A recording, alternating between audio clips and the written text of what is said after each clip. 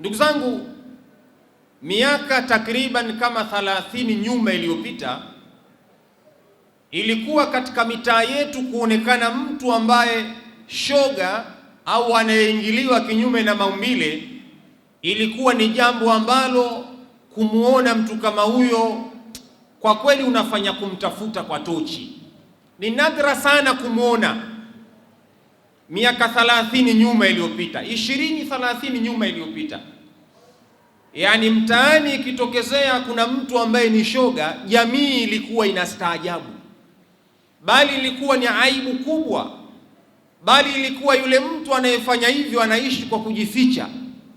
Lakini leo ukitembea katika mitaa, wale ambao wanaingiliwa kinyume na maumbile imekuwa ni jambo la kawaida, na wanatembea wamerelaksi na wala hawana shaka kabisa. Bali imekwenda mbali zaidi. Katika jamii tunayoishi leo, wanaoingiliwa kinyume na maumbile wamegewa majukwaa, ndio wamekuwa wasemaji katika baadhi ya majukwaa. Leo kuna baadhi ya media, kuna vyombo vya habari, kuna watu ambao ni mashoga na wanajulikana kuwa hawa ni mashoga, wamegewa nafasi ya usemaji, kuwa ni watangazaji katika media za aina fulani hapa Tanzania. Yani maana yake ni kwamba yule mtu ambaye ni shoga anapata platform ya kuweza kuongea na jamii. Unajua, mtu akigewa jukwaa, radio au television, akawa anaongea na jamii kwa muda mrefu, maana yake anaweza kuiathiri ile jamii kwa muonekano wake na maneno yake.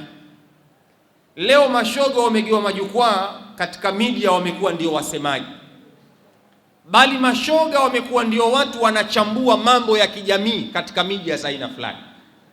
Kwa wale ambao wanafuatilia mitandao ya kijamii, radio hizi, television mbalimbali, kuna watu ambao ni mashoga, ni watangazaji, wamegewa vipindi maalum. Utasikia kipindi kinaitwa kipindi cha aina fulani, pale ndani kuna shoga.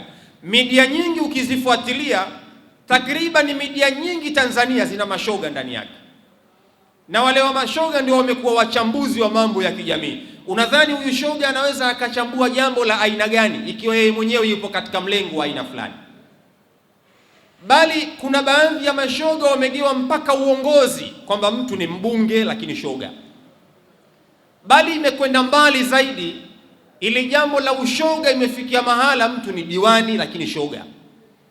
Kuna mtu mwingine ana cheo kwenye kampuni, amegewa ukurugenzi, ni manager lakini shoga. Kuna mtu amegewa uwaziri, yani unamfahamu huyu ni waziri katika nchi, lakini ni shoga.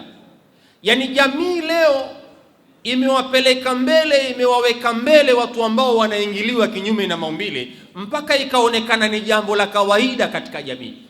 Wakati miaka 20 au 30 nyuma, ili jambo ilikuwa ni nadra sana kuonekana katika jamii. Leo jamii yetu ya Kiislamu imefikia katika mazingira kama hayo, kweli imeonekana ni jambo la kawaida sana. Sasa haya yasiposemwa, hawa watoto tunaowaona leo, kizazi hiki, maana yake miaka 10 au 20 mbele tutakuwa tumekipoteza hiki kizazi, na target yao kubwa ni hiki kizazi cha hawa watoto wetu, ndio target yao kubwa. Japokuwa wako baadhi ya watu ambao ni watu wazima leo tunawafahamu, na wenyewe nao pia wanafanya hivyo vitendo. Wako watu ambao ni mabasha, wanawaingilia watoto kinyume na maumbile, na wako watu wazima ambao nao pia wanaingiliwa kinyume na maumbile. Yani ni jambo ambalo ukilifuatilia kwa makini limeota mizizi kiasi ambacho huwezi kujua nani yupo salama na nani kaharibika katika jamii tuliyokuwa nayo leo.